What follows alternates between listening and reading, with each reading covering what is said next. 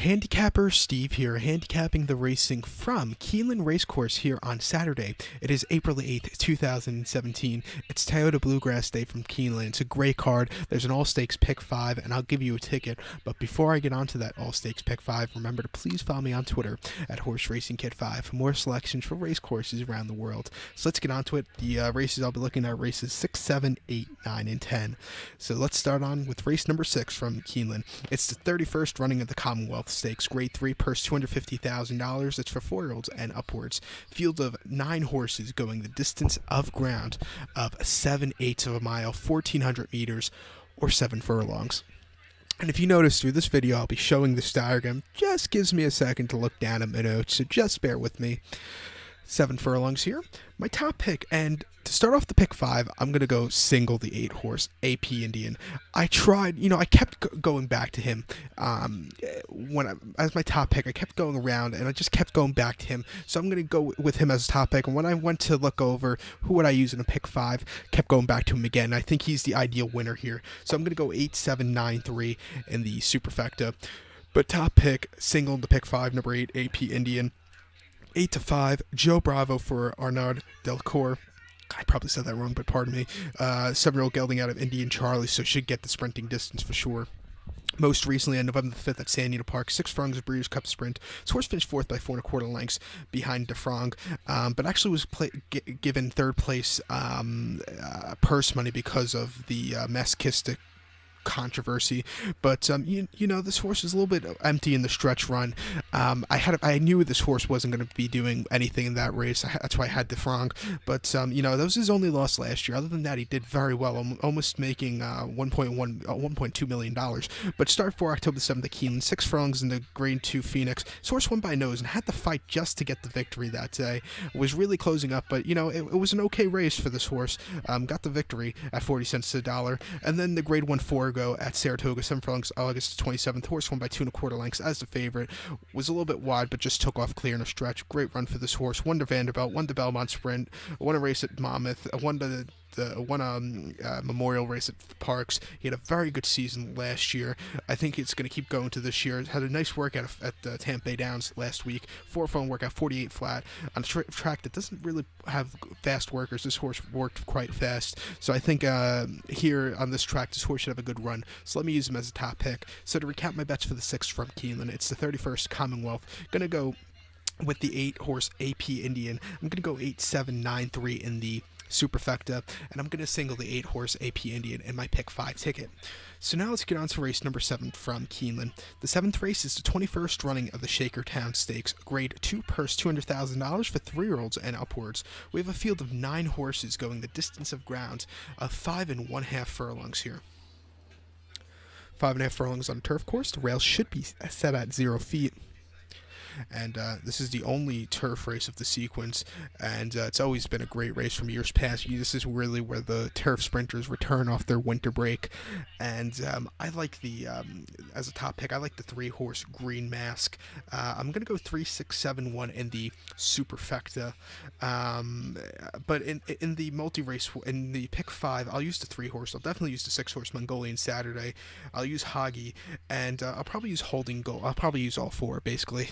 But my top pick, number 3, Green Mask, 4-1, Robbie Alvarado for Broadcox. Most recently on the 25th of February at the Fairgrounds, 5 1/2 furlongs in the Cole Powell Stakes. This horse finished second by a length. It was his first start in 2 months. He needed the race. Lost to Hoggy. He was overtaken in the stretch. If this horse can conserve his run, I think he should do well. Start 47th, 17th at the Fairgrounds, 5 1/2 furlongs in the Bonapau Stakes. This horse won by a neck. Sat back early and got the lead just in time. Great victory for this one. And then at San Diego going down the hill, 6 1/2 furlongs in the Breeders' Cup Sprint. Horse finished 5th by 2 3/4 lengths, and had to steady a few times, but it wasn't a half bad race for this horse. Last win came an optional 80 claimer at Belmont back in September, going 6 furlongs on the inner turf course. Horse won by 2 1/4 lengths, best horse by a mile, and proved it. He has 1 win on this turf course.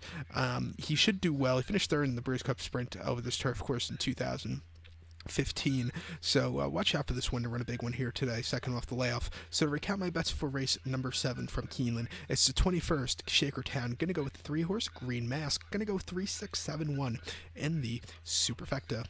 to race number 8 now from Keeneland. Race number 8 is the 16th running of the Madison Grade 1, purse $300,000. It's for fillies, mares, 4-year-olds, and upwards. Field of 9 horses going the distance of ground of 7 furlongs here. 7 furlongs. My top pick in this one, and this is where a single will come for me again. I'm going to single the 4-horse Constellation. I'm going to go 4-6-1-2 in the superfecta. 4-6-1-2, but my top pick and my single in the pick 5. Number 4, Constellation, 4-1. David Flores is on this Jerry Hollendorfer trained 4-year-old filly out of Bellamy Road. Most recently on the 5th of March at San Anita, 6 furlongs in the last Flores. His horse finished second by 1 3/4 lengths. First start off the layoff, didn't have the best of starts, was a little bit wide, but really closed up at the end behind Pretty and Cool. I think the horse needed the race. I think going the extra furlong today, this horse should have a very good run. Start before in the Grade 1 Labray at San Anita Park, 7 furlongs to 7:26. This horse won by a half length at 12-1 and really just had an incredible run in the stretch run. It was just an all-around great race for this horse, probably her best race of a lifetime. Then the Phoenix Stakes at Turf Paradise, 6 furlongs, November 12th. Horse won by 5 1/4 lengths, destroyed the field, easy victory. David Flores did win with him, with her in the Phoenix Stakes. She should have a good start here today, making her Keeneland debut. She's been sprinting very well. She's a very sprinty kind of horse. If she could just, conserve her pace, I think she should do well. So to recap my bets for race number 8 from Keeneland, it's the 16th Madison. Going to go with the 4-horse Constellation. I'm going to go 4-6-1-2 in the superfecta, and I'm also going to single the 4-horse Constellation in my pick 5 ticket. So now let's get on to race number 9. The 9th race from Keeneland Racecourse is the 80th running of the Central Bank Ashland. Grade 1, purse $500,000. It's for fillies, 3-year-olds. Field of 8 horses going the distance of ground of 1 mile and 1/16 on the main track. And keep in mind, there is a short stretch. They start and finish at the 16th pole, so the stretch run is less than a mile and an eighth. So just keep that in mind. My top pick on this one, I like the 6-horse Daddy's Little Girl. Daddy's Little Darling. I'm gonna go 6-3-5-2 in the superfecta. 6-3-5-2 super. In the pick 5, I'll probably go 4 deep in this one. I think the 6-3-5-2 is, I think it's one of those 4 that could maybe win it here. But my top pick, if I had to give you a top pick out of the 4 of them, the 6-horse Daddy's Little Darling, 5-2, Robbie Alvarado for Kenny McPeak. Most recently on the 11th of March at Tampa Bay Downs, mile 16th in the Florida Oaks. It was her first turf start, probably her last one. He finished 6th by 1.5 lengths that day, and just really weak into the stretch run. It was her first start of the year, also first start off a left, so maybe it had something to do with it. Second off, I think this horse really won better today. Start before November 26th at Churchill, mile 16th in the Goldenrod. This horse finished second by 6 lengths. Really closed up well behind Farrell that day, but just needed a little extra kick. And then the Brews Club Juvenile fillies, San Anita Park, mile 16th, November 5th. Horse finished 4th by 5 lengths. Closed up from the clouds, but just needed another little extra kick. Is 1-0 here at Keeneland, but finished second in the Alcibiades behind Dancing Rags last year. Watch out for this horse closing at the end. Closing at the end, but I would like to see this horse hit a little bit closer today. That's my ideal trip for this horse, sitting a little bit closer, not closing from the clouds. So to recount my bets for race number 9 from Keeneland, it's the Central Bank Ashland, Grade 1 Ashland. Going to go with the 6-horse Daddy's Little Darling. I'm going to go 6-3-5-2 in the superfecta. I'll also use the 6-3-5-2 in my pick 5. So now let's get on to race number 10 from Keeneland. It's the big one. It's the 93rd running of the Toyota Bluegrass Stakes, Grade 2, purse $1 million for 3-year-olds. Field of 7 3-year-olds going the distance of ground of 1 mile and 1/8 here on the main track. Mile and 1/8. And there's a little bit of a webcam lag. I'm sorry about that. My webcam's been spazzing out all week, but of course it has to spazz out very badly during the Toyota Bluegrass video, But my top pick in this one, I like the 7-horse Practical Joke. I'm gonna go 7-2-4-3 in the superfecta.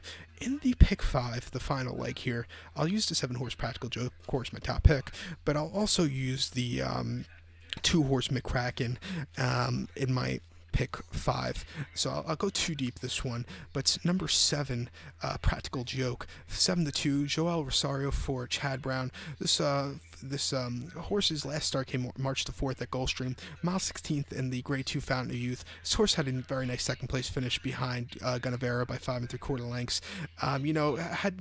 Going into the first turn from the middle of the pack, he had to steady a little bit, but was a little bit wide in the second turn, but really, was really closing up that day. If this horse has a little bit of a better trip, I think this horse can win. Also, I would like to see this horse sit a little bit closer. Start before in the Breeze Cup Juvenile at Sandy Park, mile 16th, November the 5th. Horse finished third by 7 3/4 lengths that day.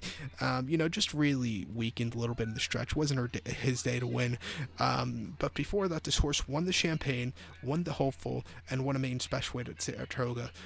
So he's proven himself around one turn. Two turns, not so much, but I think today, second off the layoff, if this horse sits a little bit closer, this horse should have a very good run instead of being so far back. So I'll use him as a top pick.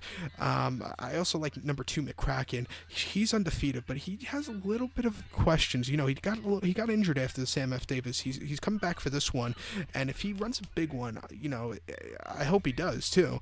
He runs a big one, it will be very nice, because I think if he runs a big one, he'll probably be the favorite for the Derby, because he's from his first 4 races were pretty perfect. He should get the distance for sure. It's a classic distance pedigree, Go Sapper, and Awesome again. But just a tiny bit of questions: is he 100% fit for this one? But for my pick 5, I'm going to use the 7 and the 2 horse McCracken. So to recap my bets for race number 10 from Keeneland, it's the 93rd running of the Toyota Bluegrass Stakes, the Grade 2 Toyota Bluegrass Stakes. Going to go with the 7 horse Practical Joke. I'm going to go 7-2-4-3 in the superfecta. I'll go 7-2 in the pick 5. So good luck to all, and follow me on Twitter at HorseFreezingKid5. Good luck, everybody.